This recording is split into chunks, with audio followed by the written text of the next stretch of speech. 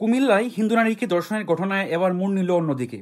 এলাকাবাসীর দাবি এটি ধর্ষণ নয়, এটি একটি পরকীয়া। চলুন বিস্তারিত রিপোর্টে। গত বৃহস্পতিবার রাতে কুমিল্লার মুরাদনগরের বহেশচর গ্রামে প্রবাসী স্ত্রীকে ধর্ষণের অভিযোগে ফজর আলী নামে এক ব্যক্তিকে আটক করা হয়। ভুক্তভোগী নারী কুমিল্লার মুরাদনগর থানায় এই অভিযুক্তের নামে মামলাও করেন, কিন্তু অভিযুক্তের বিরুদ্ধে মামলার মোড় ঘুরিয়ে দেন ভুক্তভোগী নারী নিজেই। চলুন বিস্তারিত দেখি। মামলা করছি, আমি আবার উঠাইলাম। আপনি উঠাই ফেলবেন? হ্যাঁ। কেন উঠাই ফেলবেন? আমি 10 জনে ভালো চাই।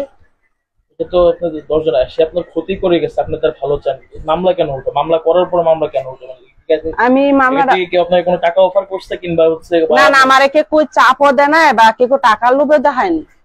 এটা দেখছি, আমরা যেটা শুনেছি আপনার সাথে আগে সম্পর্ক ছিল, আমরা যেটা শুনেছি আপনার সাথে আগে ফজর আলীর সম্পর্ক ছিল, সেই সম্পর্ক ইয়েতে আপনার কাছে আসছে। এখন আপনি যদি মামলাটা তুলে ফেলেন সেক্ষেত্রে আমরা কি ধরে নিতে পারি আপনার সাথে আসলে সম্পর্ক ছিল ফজর আলী? আমি তো আপনাকে বলতেই আছি, টাকা আনছি, টাকা নিয়ে সম্পর্ক।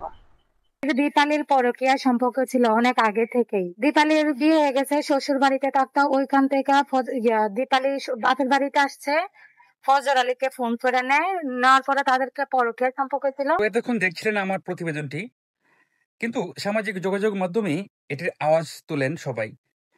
সকলের দাবি যে ঘটনাকে ভিন্ন খাতে প্রবাহিত করার জন্য এমনটি করা হচ্ছে। ভুক্তভোগী নারী ভয়ে অথবা কারো প্ররোচনায় পড়ে উনি মামলা উঠিয়ে নিচ্ছেন, সেই জন্য ওনার এই বক্তব্য। তো আপনার কি মতামত অবশ্যই আমার কমেন্ট বক্সে জানাবেন।